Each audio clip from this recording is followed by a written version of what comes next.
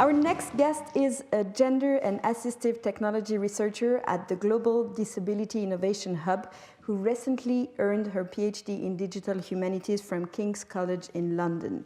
Her research explored how gendered politics inform digital exclusion, invisibility, and unfreedom within the online sex industry.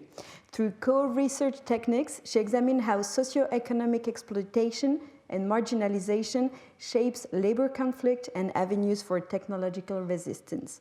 She is committed to advancing participatory action approaches and understanding how the intersections between technology, disability, gender, and sex work. Please give a warm round of applause for Dr. Josephine West.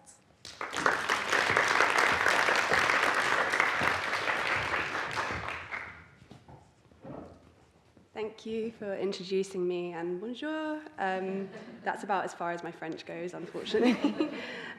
So hi, I'm Dr. Josie West. I'm really excited to talk about my research here today. The second, third, is going to be focused on my work at the GDI, so hopefully it will be clear how they kind of linked to each other. I'm going to try and link my PhD findings.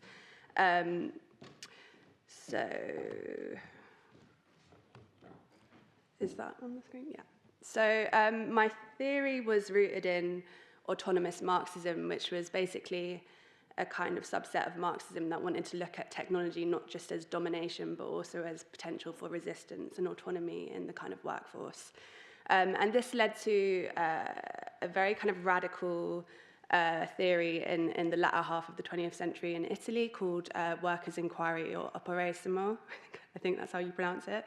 And it was basically focused on kind of technical composition, which is like our relationship in work and in production with managers and with the tools of production, our relationships to community and reproduction and social structures and how that influences labor organization, and then political composition is the kind of forms of self-organization that emerge in the workforce as well as resistance. And there was also this kind of subset called feminist self-inquiry, which was about sharing kind of gendered stories of oppression and personal stories of oppression and linking them to wider structures. So as part of my methods was also kind of analysing some of my own subjective experiences related to being neurodivergent and some experiences of misogyny. And I wanted to kind of shift focus to the kind of top-down ideological and effective impacts of class struggle. So by effect, I mean emotions like fear and hope. And I was focused very specifically on neoliberal ideology. And my methods were kind of mixed methods, digital ethnographic and co-research approaches. So one of my main focuses was on developing this concept that Elizabeth Bernstein introduced. She's an anthropologist, a sex work scholar. And she was focused on this kind of contradictory alliance of different political actors that seemingly wouldn't be aligned, but they were all aligned on the goal of kind of ending commercial sex and pornography. It was this contradictory alliance of conservative evangelicals, Democrats, Republicans, and kind of radical feminists who wanted to abolish the sex industry. And it draws on neoliberal ideology because it kind of attributes all the ills of the sex industry to individual deviant men. It sees the whole industry organized by sex crime and sex trafficking networks. Actually, those rates are around 6%, they tend to find in studies. That's also for platforms. So it's kind of not focusing on the vast majority, and trafficking in general does exist in the service sector, exists in manual labor, in nail bars and that kind of thing. Obviously, sex trafficking is much more extreme, but it's not the same thing as sex work, so that's really critical to remember. And it also kind of masks how capitalism itself shapes entry into informal labor markets and conditions why people choose to sell sex. And I kind of wanted to shift focus to how neoliberal ideology is always a paradox. It can align lots of different groups. They might think they have different politics, but it all leads to the same goal of kind of empowering the privileged, empowering the elite, empowering capitalism, which is what the neoliberal sexual agenda does. And looking at how it produces kind of different forms of autonomy, like extreme freedom of the very, very rich, versus like the very extreme unfreedom and unautonomy that can come from poverty and being in a marginalized sector like sex work. And I also wanted to look at some of the theory of effect. So traditionally in labour studies, that's kind of looking at kind of emotional labour, how we manage our emotions at work, how we manage the emotions of others. But I went back to someone called Spinoza, who wrote a lot about how all emotions derive from three central effects, which is pleasure, pain, and desire. And I wanted to look a little bit at how pleasure and pain might influence labour struggles. And the neuroscience of pleasure and pain show they're actually co-located in the same region of the brain and through the same neurotransmitters, dopamine and opioid. And basically, if we have too much pleasure, then our dopamine gets downregulated and we feel more pain. So we're driven to pursue more and more addictive forms of that pleasure.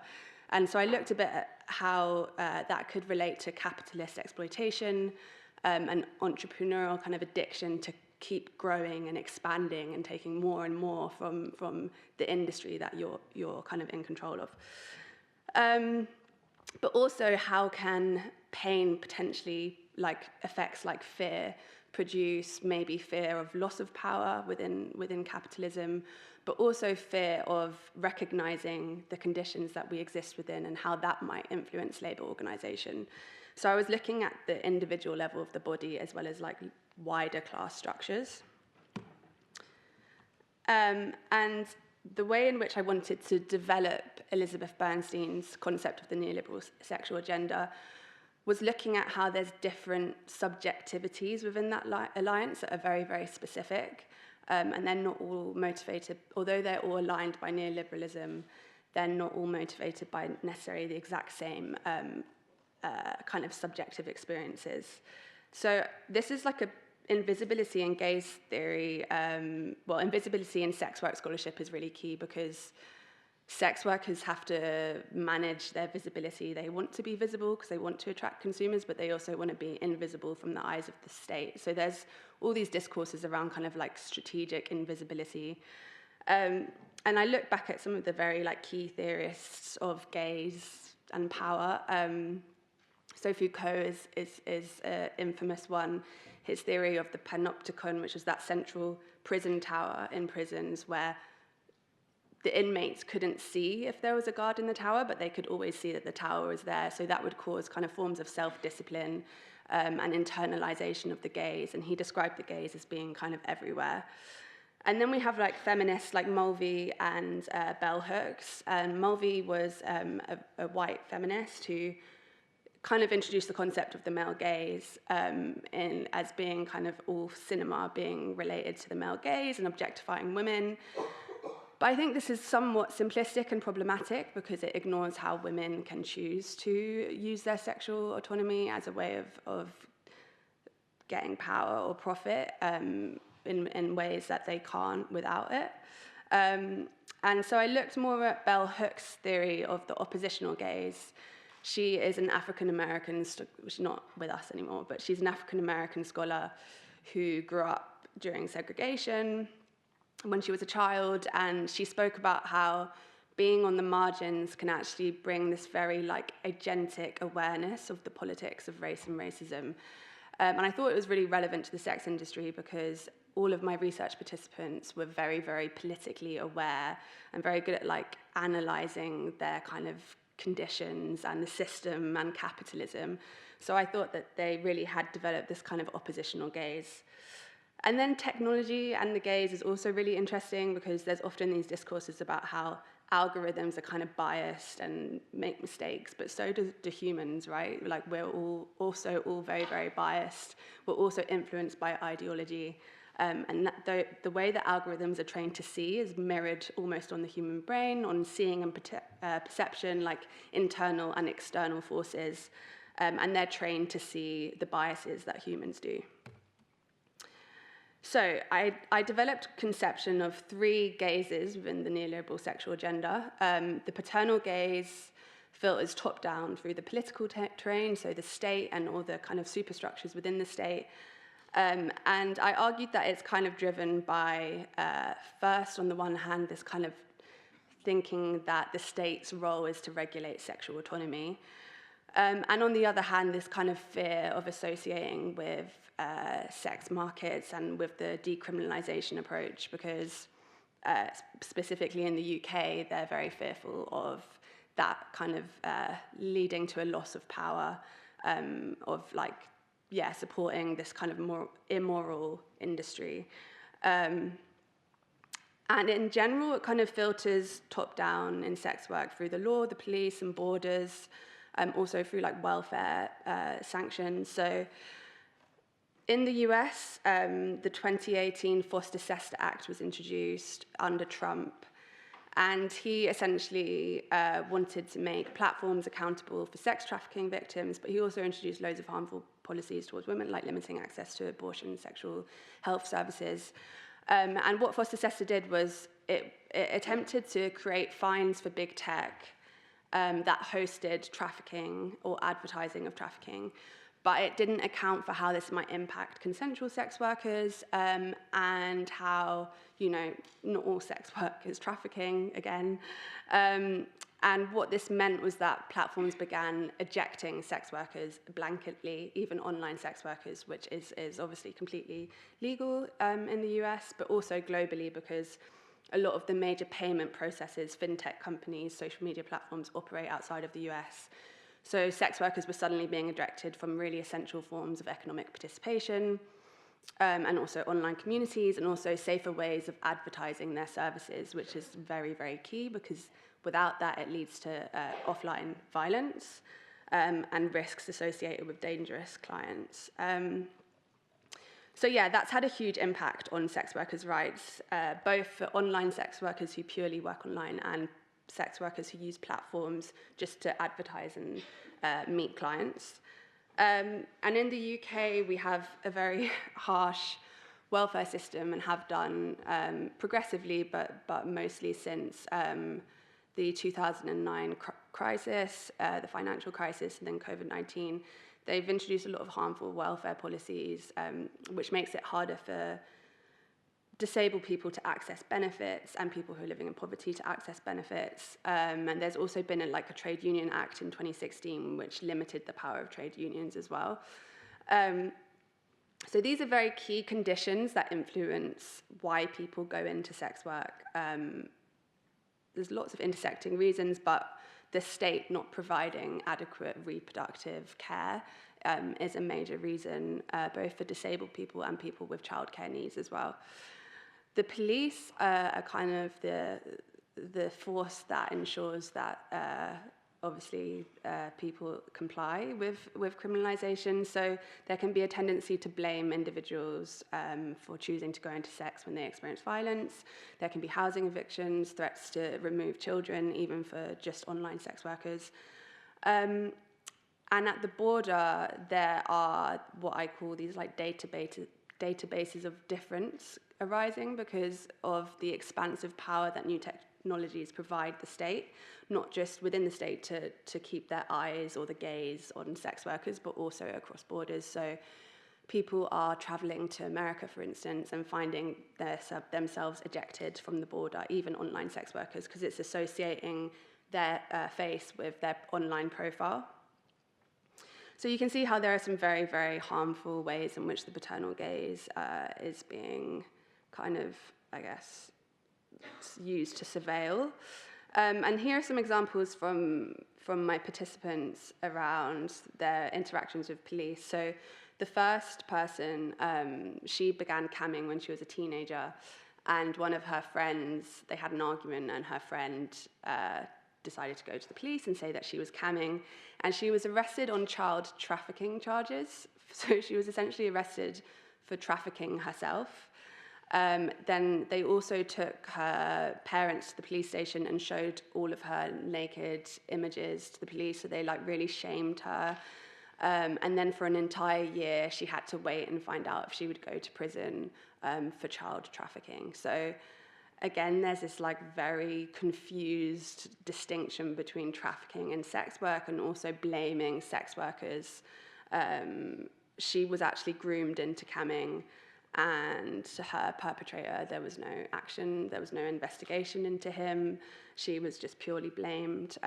Many people spoke about being fearful of reporting violence because they'll just get blamed by the police.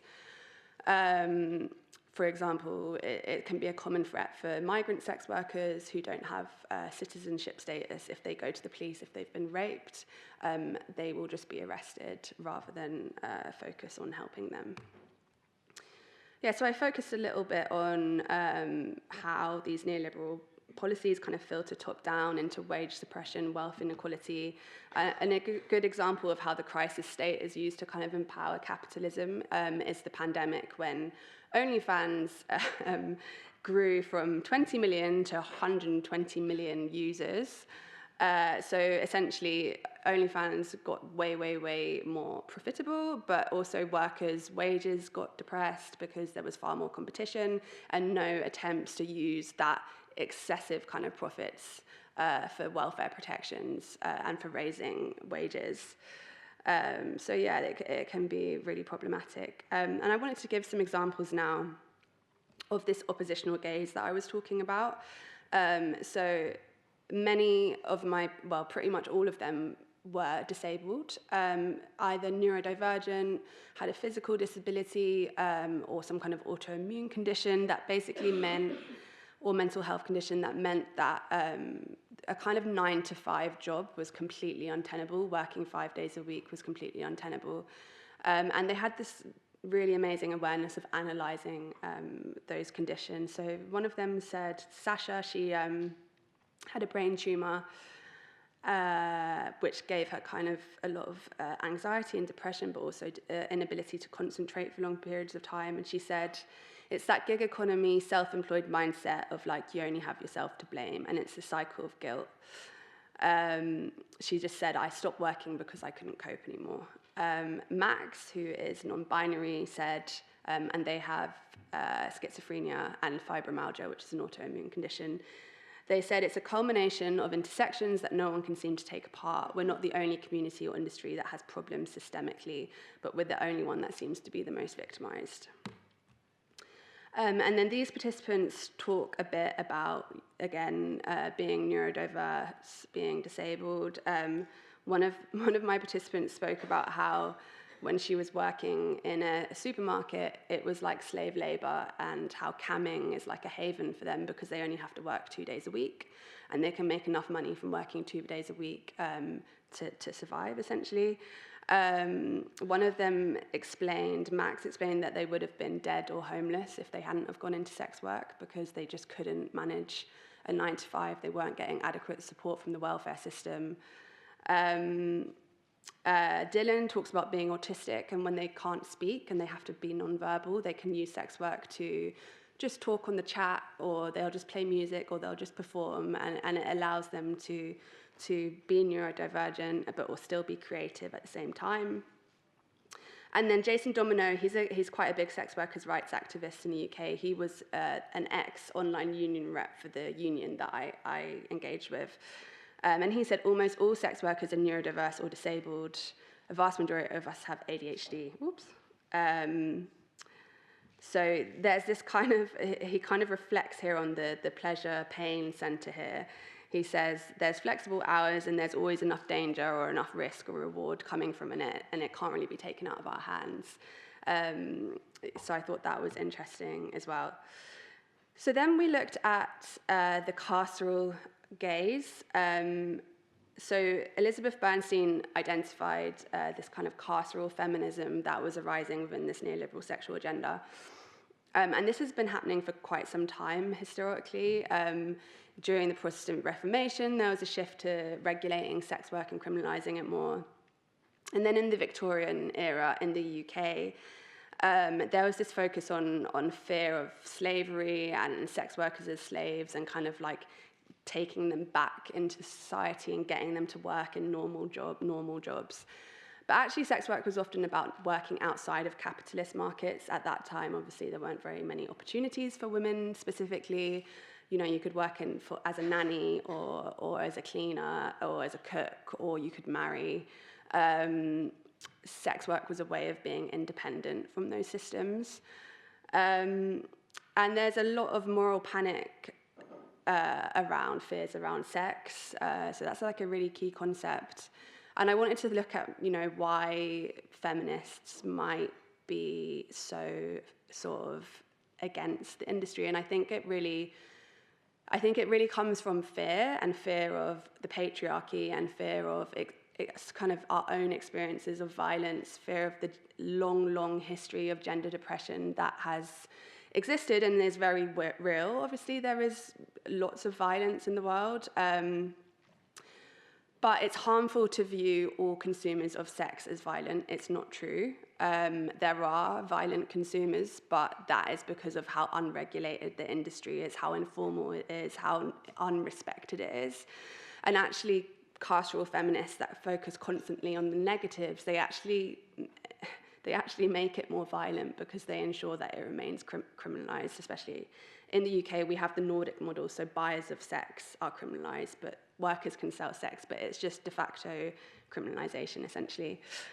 So there's this gendered fear, and interestingly, that really overlaps with the violence of consumers, because there's someone called Shaw who spoke about how these online menimists, like incel communities, can displace anxieties about capitalism and economic unprivilege, displace them onto kind of women and gender minorities and ethnic minorities.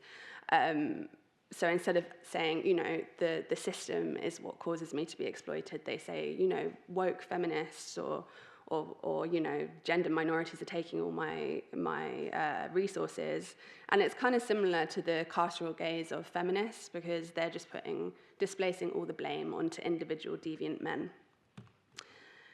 So yeah, this is a quote from Julie Bindel, who's one such radical feminist. And she says, "Why is the left in favor of the free market only when it is women's bodies being bought and sold?" But this kind of really inaccurately invokes a discourse of neoliberalism, because criminalization ensures that sex markets remain informal, unregulated, very easy to exploit by labor platforms. So yeah, it shows how neoliberal ideology can be present even when someone thinks they're against it. That kind of paradox again. Here's an example of a civil society organization in the UK that campaigns. That's one thing I should have mentioned. The carceral gaze is kind of academia, the media, civil society organization, and this is one such example of not buying it. They lobby the government for criminalization. And she says, "No surprises when Germany is the brothel capital of Europe, women rotting in state brothels." And it's kind of this disgust and this shame associated with the sex industry that's very, very common and problematic. And then we have the algorithmic gaze. So I spoke a bit about how it's trained to have the kind of human biases and ideologies embedded within the way that algorithms see, essentially.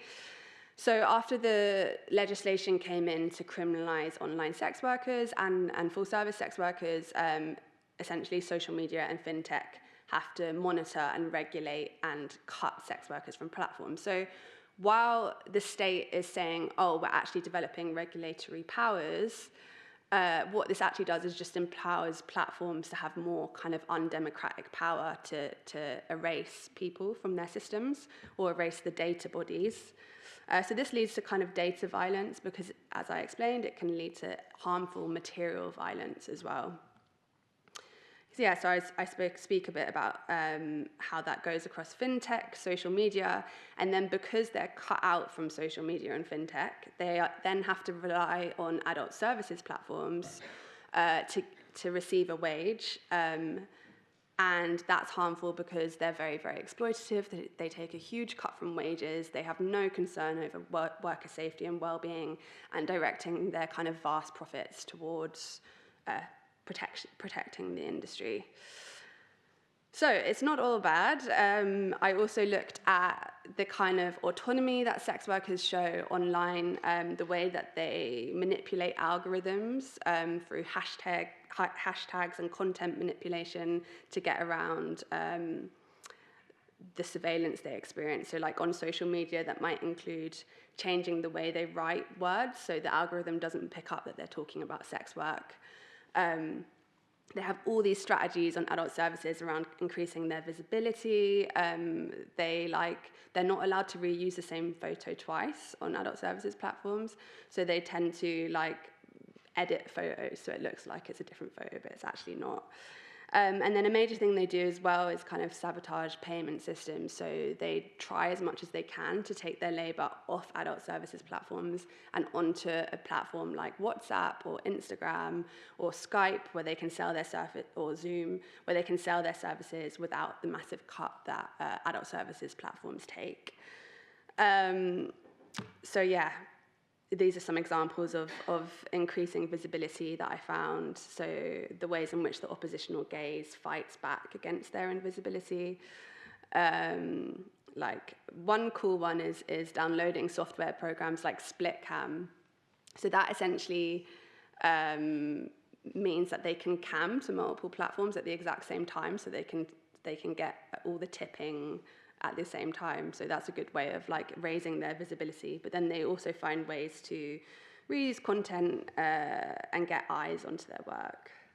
And then it's also worth mentioning that sex work isn't just chosen out of poverty or disability. It's also chosen because it allows people to be creative and to perform, and that's really, really valuable, especially to people who have ADHD, because we have a very pleasure-based system, and we tend to have very creative minds. So it really feeds into that, and it allows sex workers to explore facets of their identity. But it's also this really subversive space of toxic masculinity. So I think there's this assumption that all consumers of sex are just toxically masculine. But actually, I found a lot of consumers will go to explore their femininity. So they will go, if they're struggling with maybe their gender identity, they'll go and discuss wanting to have sex with men, and sex workers will create this really safe space where they kind of perform kind of role-playing scenes that allows men to be feminine. There's all these kind of sub-dom, dominatrix dynamics that really subvert gendered norms. There can also be really transformative effects for both sex workers and consumers in giving people a sense of autonomy and freedom from the neoliberal sexual agenda, from the norms around gender and behaviour. And there can be really beautiful consumer dynamics. And there can be this rejection of the kind of neoliberal laws of universality, the idea that there's this mythical universal self that can work endlessly, that can work the 9 to 5, that's usually white, usually a normative body, when actually this is kind of a myth. And actually, the way that neoliberalism governs is through pretending that it doesn't see difference when actually it's regulating difference. So yeah, they really show some transgressive expressions of celebrating difference in the workforce. So I hope it's not too much. I feel like I'm talking very fast. So social media is also amazing in collectivizing sex workers. So the union that I worked with, Sex Workers Union, in the UK, it arose in the same decade that social media was becoming really popular. And what's really great about it is it can collectivize these very isolated and disparate industries all over the UK, and they can meet online regularly in ways that they wouldn't have been able to, a decade ago, two decades ago. So that's really, really great. And it's meant that different sectors are collectivizing, so full service sector, stripping, online sex work, and that's really important because there can be a lot of conflict within the sex industry. There can be this kind of pyramid of whorephobia, as they phrase it, where full service sex workers are kind of on the bottom and they're judged by other kind of high-end escorts or very successful online sex workers. This is an example that I came across of a socialist platform cooperative called Assises. And it was basically a group of strippers who found themselves out of work during the pandemic. And they decided to get together and form an online platform that had this very cool socialist kind of background. They wanted all members to be part of the union. They were very much against bosses. They were all about splitting all the money equally, and they had this very oppositional gaze, as I say. Their performances would not just be sexual, they would also talk about politics and criminalization. So they would use art and erotic performance as a way of also communicating their politics as well, which is really interesting. And I ended up looking quite a bit at platform cooperativism. So it's essentially bringing the co-op structure into the digital era. Trebuchet is a key theorist of this. And they basically offer these kind of alternative economic structures. It's about democratic participation. It's about stakeholders rather than shareholders. So every single worker has a stake in the platform, in the business, and they're democratically governed, and there's no venture capital really involved controlling it. Profits are distributed evenly, and they can also be, because obviously of the gig economy, a big issue is around losing labor rights and protections in return for flexibility. So a platform cooperative can distribute that money and the profits back into worker protections. And I wanted to just touch quickly on, these are some of the profits that are coming around in the sex industry. So Rudovinsky is the OnlyFans owner, and in the financial year of 22 to 23, sorry, I probably should have updated that figure, he took 1.3 million a day. Bearing in mind, OnlyFans just takes a 20% cut of workers' wages, so it shows the kind of extreme wealth that's being extracted from this sector and how that profit could be directed towards welfare for workers. Adult Work is a major sex work platform that does both camming, so live stream, and also booking of full service services. And this is their annual financial report to the UK government, and they said that they were taking £1 a year, which is obviously absurd. They're likely to be taking multi-millions, potentially even billions. They are all over the world, and they've existed for a really long time, since the 90s. So it just kind of shows how there's these kind of, on the one hand, there's this visibility of like extreme wealth, and then there's this kind of complete invisibility of what's actually going on and what money's being made, what kind of offshore banking is going on here. These are some examples of cooperative success. Stocksy is like a stock photo sharing platform. They have an annual revenue of 10.7 million, it's pretty good. Co-op Cycle, they've built 67 co-ops across Canada, Europe, Australia. Usher Multipurpose is actually a sex work cooperative in India, and they collectivized because they weren't having access to banking services in India. So they essentially set it up as a way to receive payment for their work. And the Global Network of Sex Work Projects did a study, and they found that it really improved well-being, safety. It had quite transformative impacts. Government support is like really, really essential with cooperatives, because it's very, very hard to compete against venture capital and the vast amount of wealth that comes from having, you know, Jeff Bezos backing Uber, for instance. But there is, the sex industry is a little bit different to like your Ubers and, you know, your Deliveroo's, because there is this opportunity for micro-celebrity, and there's this massive cultural relevance and powers that sex workers hold. I'm currently working with someone who's building, she's a tech developer who's building an online sex work OnlyFans cooperative that will probably be released in the next few years. And yeah, we have big hopes that it's going to have a massive impact. But we will see. It's yet to be seen. It's very complicated, and criminalization makes it very complicated. But yeah, Trebuchet talks about procurement policies which could prioritize platform cooperatives over venture capital, over privately owned firms. So I don't think it can really be successful without policy as well. That's the one of the issues. So I'm going to talk a bit about my work at the GDI Hub now. A lot of the themes overlap in looking at how kind of tech offers autonomy. As I've explained, the sex work community has a huge disability population that is kind of ignored. It's not often spoken about, and there needs to be a shift to focusing on why sex work is valuable for that reason. And the Global Disability Innovation Hub, it was founded not that long ago. It came about in the London Paralympics. The team of experts that were asked to advise and develop the Paralympian stadium decided to basically found an NGO focused on disability innovation and assistive technology inclusion.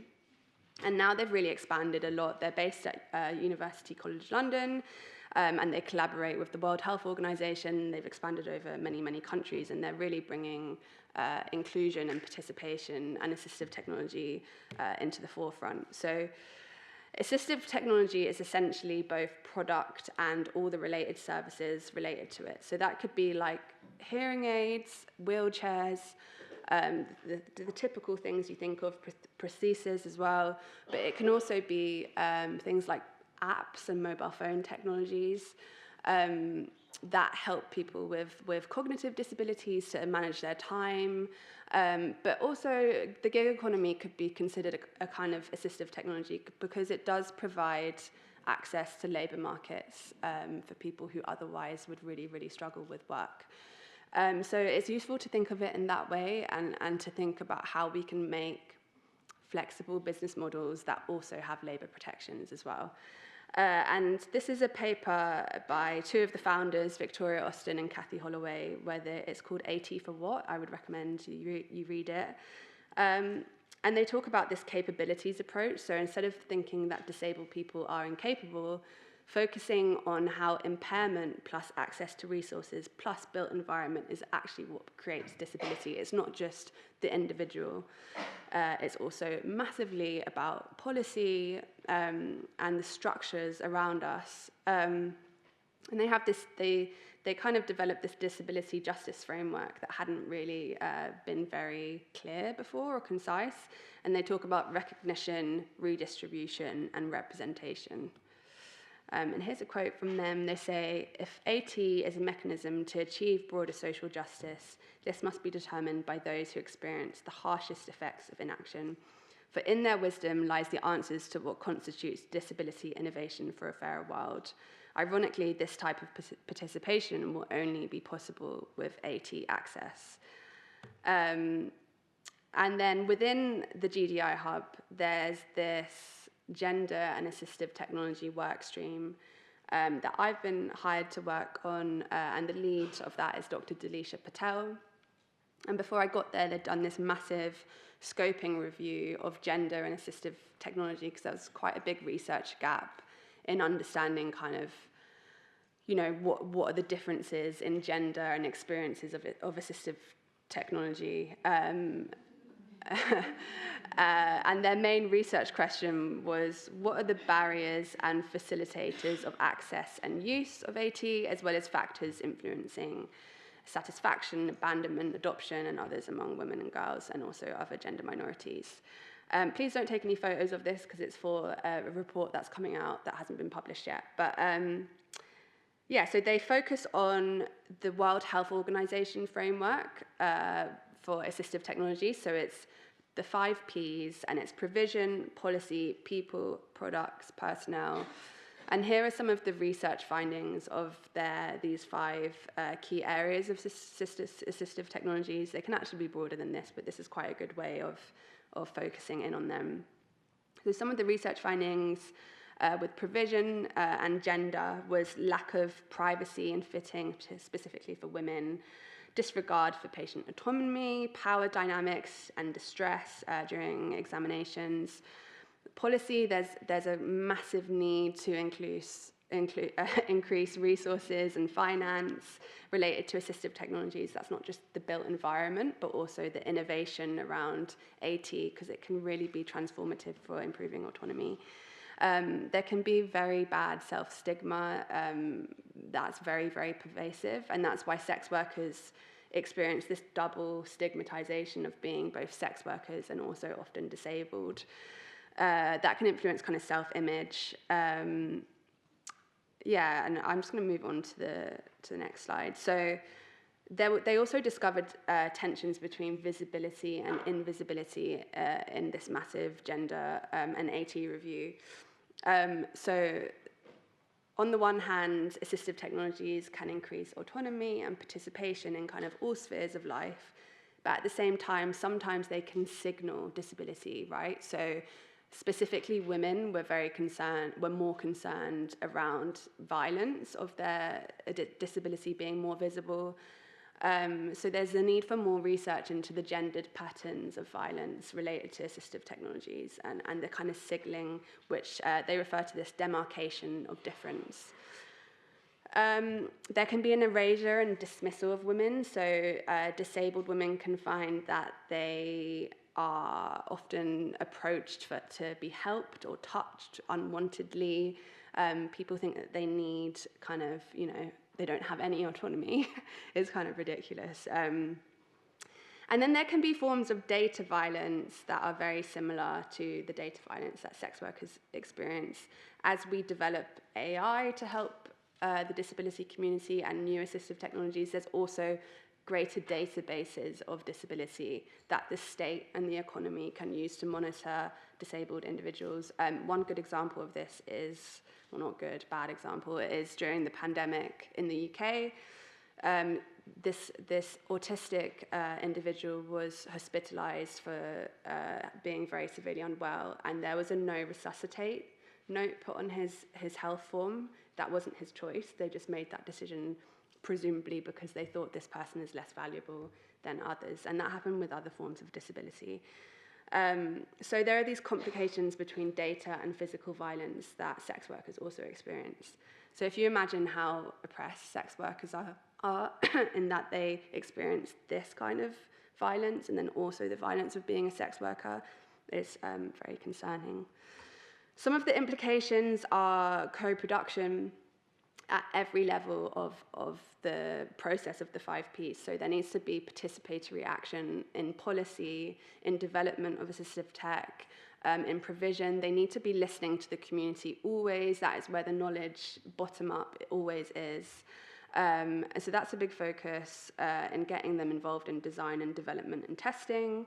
There needs to be more financial access and awareness campaigns around stigma, targeting individuals with non-binary identity as well as trans individuals and gender.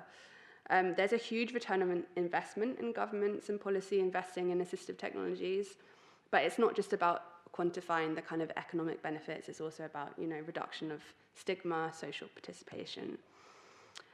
One of their key findings was also for a universal basic income. It was a similar finding that I had. Lots of my participants spoke about this and how it would reduce opportunity to talk about survival sex work, because if everyone had a basic living wage, then there would be no survival sex work. And then if they were choosing it, what could people claim? So I thought that was quite interesting. UBI at a glance, there are many different models, which I don't have time to go through, but aims for financial security and economic stability, supporting economic growth, mental health, reduces poverty. But there are obviously concerns around the cost, the funding for it, whether it would de-incentivize people to work. Maybe we don't need to work as much, though. Global examples in the UK, there's a think tank called Autonomy that did a pilot study that was really successful and showed great benefits. So how much time have I got left?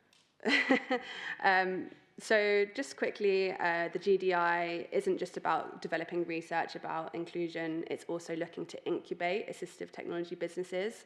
So they're trying to create very participatory business models and seek out assistive technology tech development that's actually forged through the community and by disabled people.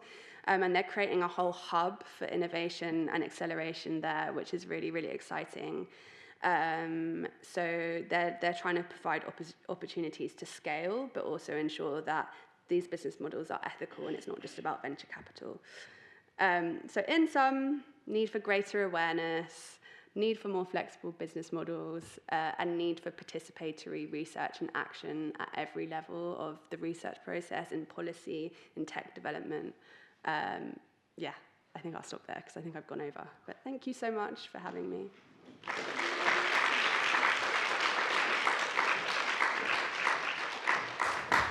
Thank you so much, Dr. West, for this very interesting talk. Now it's your turn to speak in the audience, so please just raise your hand and this beautiful cube microphone will come to you. You can also throw it to someone else. It's not fragile. You can really throw it to the other person. So just raise your hand there. Beautiful. Hi. Thank you. Good morning. I'm Edward. Amazing research. I'm very interested in the assistive technology part, and I would like to know a little bit more on your views and also of the UCL Center on the potential of using assistive technology for helping fulfill the sexual rights, some of the disabled community. Yeah. I don't know, if you have explored more, on this, or what are your visions, because I was very much struck by your presentation on how much our contemporary narratives sort of prevent us from having alternatives, ways that could be more sex positive and empower the community. Yeah. But at the same time, also the community may at times feel, what is it that then because I am disabled, I only need a robot and not another person? Yeah. What are your views on that? It is more complex in the sex industry because it's very difficult to convince the government that, sexual service has value for individuals and also for consumers. So I think there needs to be a general shift around viewing gig economy platforms as a form of assistive tech, which then sex work platforms can be included within because they are part of that. But it is very complex, and it is going to take some time in the UK. I think you guys in Switzerland, I think you have a bit of a better decrim situation, but in the UK it's still very criminalised. So there does need to be a shift in how we think about sex work and how we approach business models as well with tech. Robots, I didn't really focus so much on in my work, but there are some concerns around sort of deep fakes and how they're used within the sex industry to replicate sex workers' labour. Their images and their bodies are often stolen for deep fake porn, which is really problematic, and it's actually illegal to reproduce sexual images in the UK. I'm not sure about in Switzerland.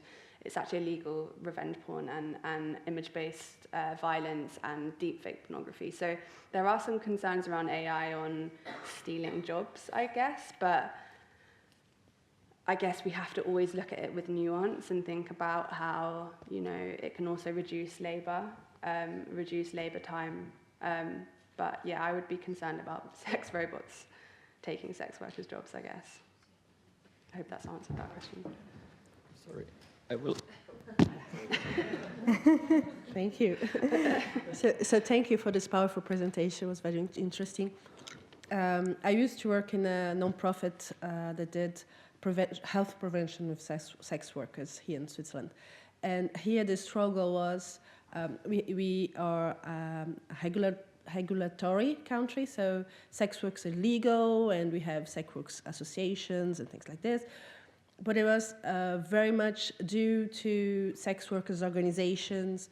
They really, the collective power of women working in this industry. And what I'm afraid of with technological platforms and the digital transformation, this collective power may diminish due to digital illiteracy, due to inequalities of understanding those platforms, how they work, and how the digital tools can help or not. And I don't know if you see this in your field, in your research. Are we going to have more inequality between sex workers that can understand and master those technological tools, and sex workers that can't? And so they are inactive victims of platforms and things like this, and how can we prevent that? Yeah, that's a really good question. There are different digital literacies. I was focused on online sex work, so people that were using them mainly for camming and for selling services online, but also within that I did end up meeting some people that sold services for offline.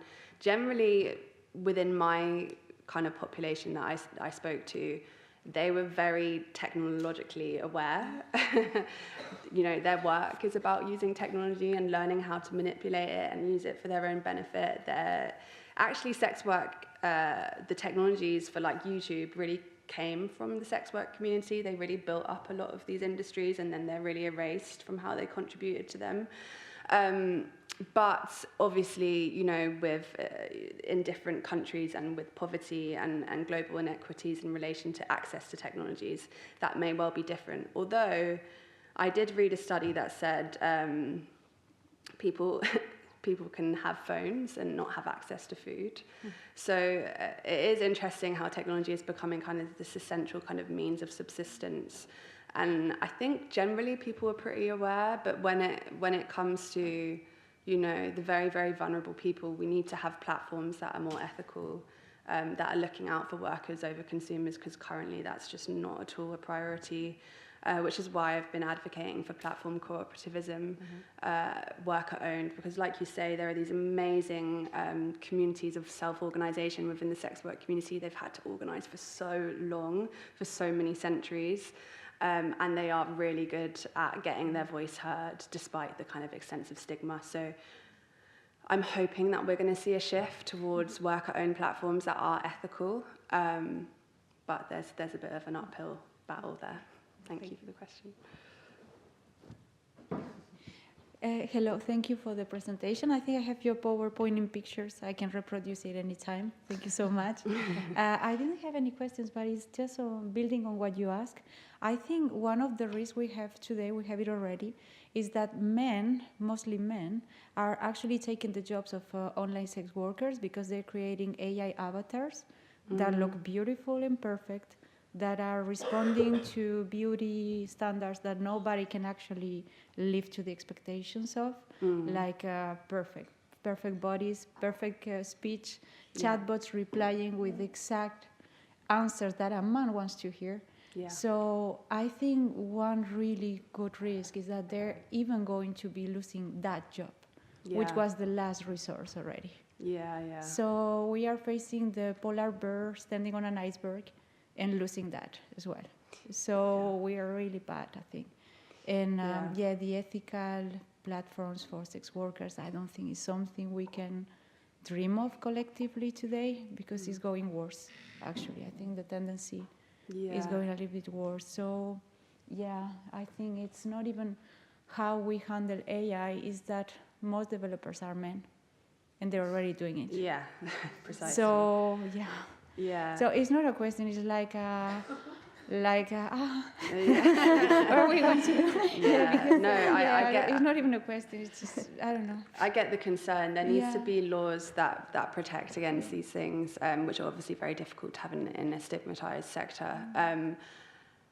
What I will say is that some of the sex workers that I met are working very hard to develop protections against male violence. For example, one of my research participants, she started a company called Thornhill Digital, and she developed this AI technology called Image Angel, which I'd recommend you all look up, which is going to be really, really, I should have actually put this on a slide, it's going to be very, very revolutionary, because it essentially watermarks the buyer into an image that's sold. So if they try and sell that on or put it on another platform, they'll be able to trace that back to the person that did that. So it's essentially creating a major protection against image-based sexual violence. So a lot of the innovations and solutions are going to come from within the industry if we give them the time and the space and the power to think about it. And she's just done this. She just sat up like night after night reading tech papers on AI. She didn't come from a tech background. She was just an online sex worker that figured it out. And she's now been working with major big tech to get this introduced as like a policy for platforms. And the UK government is also considering including it within the legislation. So there are ways to battle against, harmful forms of AI, and they do come from people that are, the most subjugated by those systems, but we need the time and the finance and the resources to develop it. Yeah, I didn't know that one is very nice for protecting the copyright of their images.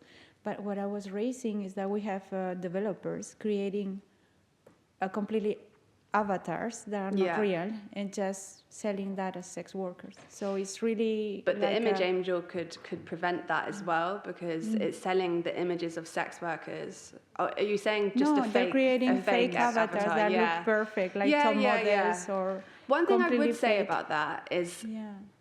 The clients that develop really long-term relationships did tend to be from these very reciprocal and intimate experiences of selling sex. So that might work for the kind of quick experiences of not necessary, because we're having a whole industry now of your AI boyfriend, your AI girlfriend, and people are developing like long-term relationships with AIs that don't even have a body. Read a bit about this. Yeah, so it's getting really bad. It's already getting super freaky. And this is the beginning of AI. Now the avatars are not perfect, but tomorrow they will put the intelligence artificial, and you will choose the traits of character of someone. Yeah. You will say, okay, I want someone who's empathetic, who's masculine, who's this or that, who remembers some Valentine, who offers me flowers, whatever, and they put it in a robot or in an avatar. Yeah. And it's already happening in some It's happening with every sector, isn't it? Yes. It's like we're all under threat. Even academia, ChatGPT is getting increasingly intelligent. And I guess we're going to really see over the next decade how that is going to threaten many, many sectors. As we saw yesterday, like the best, I Made Angel, you said, the name of the app. The best and the worst is coming from AI. Yeah. So sometimes like with humans. Exactly. Like with humans. Like with humans, A question there behind. Thank you. Nice. No, I just want to add to what you were saying. Actually, this has been happening before, because I did some research on sex work, online sex work, and the porn industry before COVID. And back then, I already had like a lot of sex workers tell me, we see more and more of like these girls coming on these online platforms, and now we're losing customers, we're losing viewers because they're like more stereotypically beautiful. And since we're like transgender sex work, I mean, they actually use the word trannies, so I should respect that. But since we're trannies, then we're not as, we do not fit what is considered as sexually appealing, arousing, etc. So that was already happening before, actually, this race to beauty. And if you look like at the all like camming shows today, I haven't seen anybody with a visible disability yet. Nobody. And it's like tens and tens of performers, but they're all fit, they're all young, they're all neat, no visible disability. So somehow it's already happening. That's what happens with algorithms on platforms. They prioritize the profiles that are going to get the most viewings, which tend to be like these very,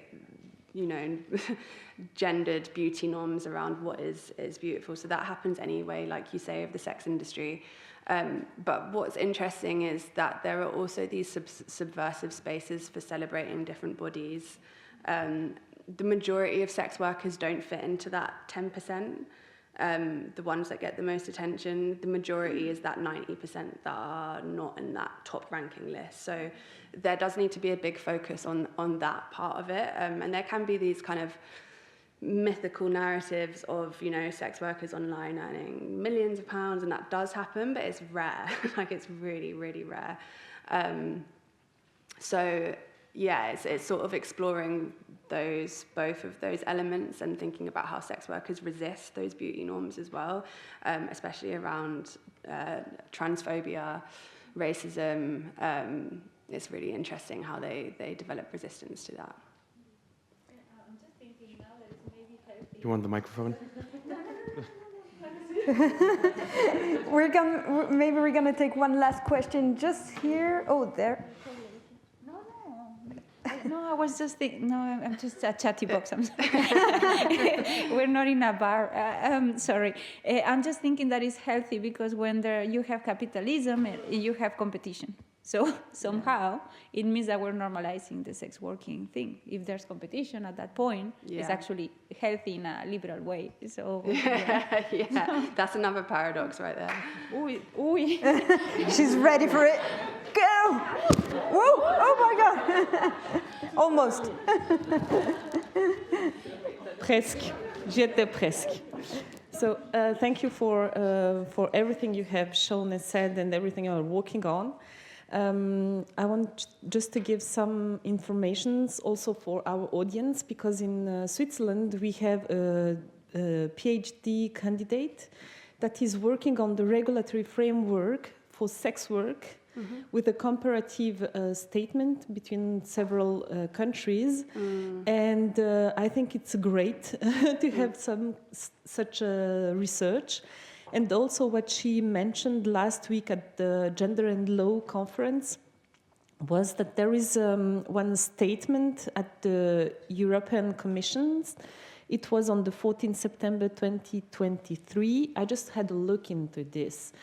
The online, the digital, was not mentioned at all, even if this statement is not binding. This is the first thing.